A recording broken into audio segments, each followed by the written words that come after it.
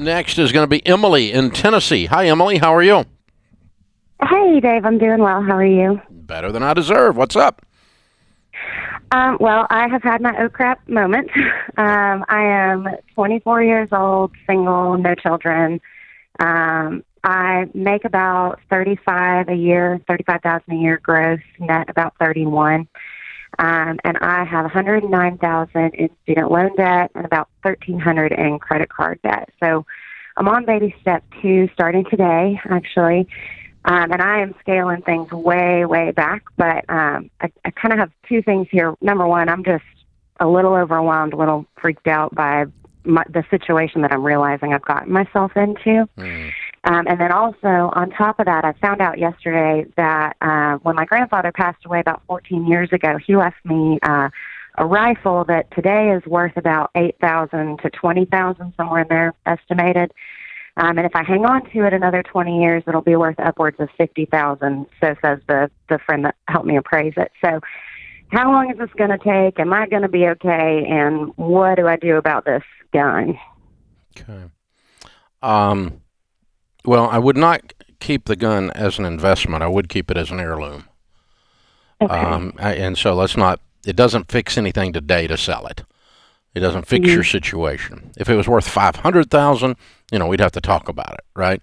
But it's probably an $8,000 or $10,000 gun. It sounds like, and you got $100,000 problem. What is your degree in?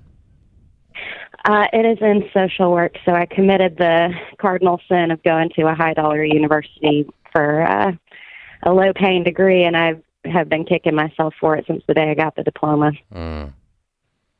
Yeah. Have you got a master's or an undergrad? I do, and I'm awaiting the date that I can take my licensure exam. I'm waiting to hear back from the Department of Health. Okay. Well, that'll be helpful. Because you can open up and do some private casework stuff and get your income up considerably.